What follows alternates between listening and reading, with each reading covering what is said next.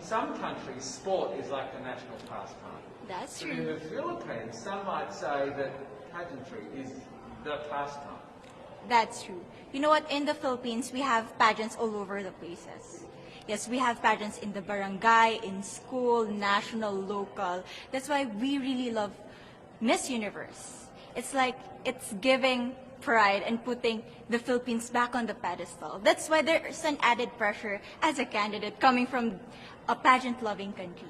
But it's a good pressure.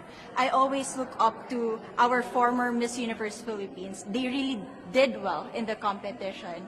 And now this is my time to show who I am, to offer what Rabiya can show to the rest of the universe. So I'm very happy, and at the same time, I'm excited to make all my kababayans proud, and hopefully I do. Why do you think it is that the Philippines love pageants? They have appreciation for beauty.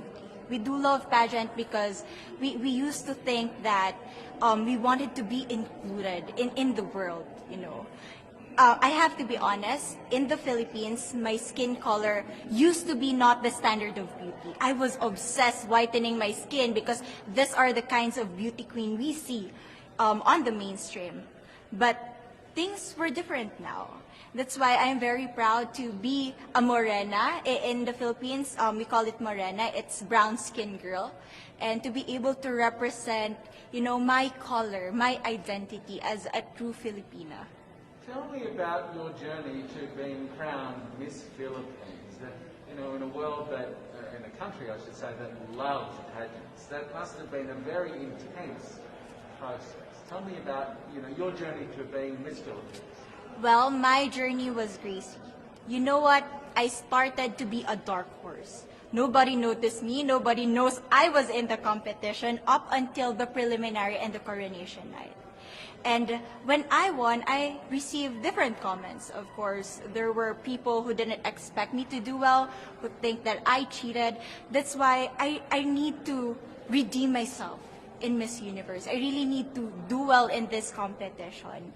And the thing is, I love pressure.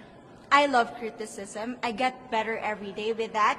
You tell me I cannot do that, I turn to you and I'm going to say that, no, I can do it for myself. Good for you.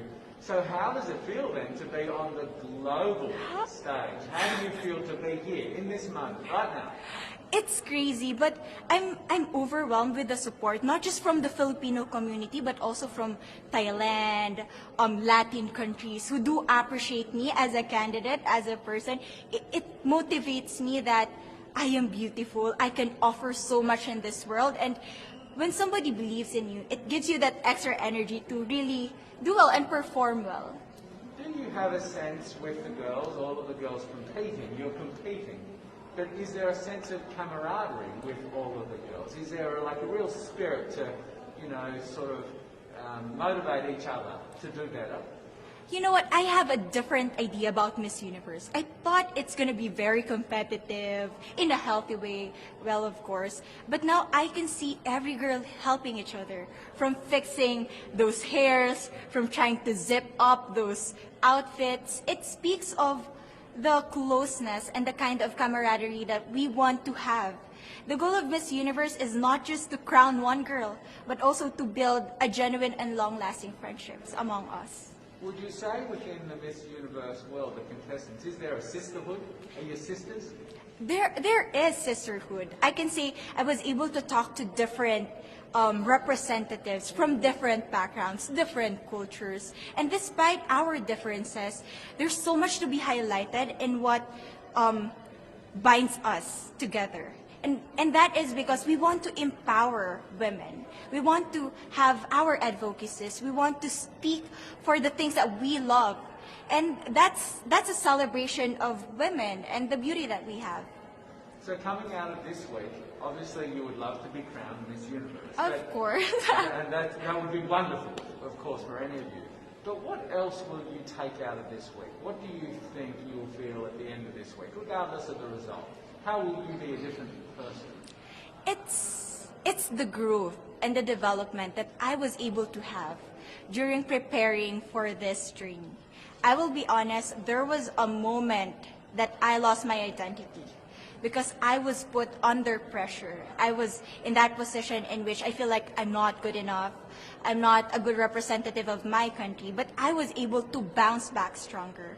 And if I was able to do that for Miss Universe, I will be able to do that in life. That is my greatest takeaway from Miss Universe.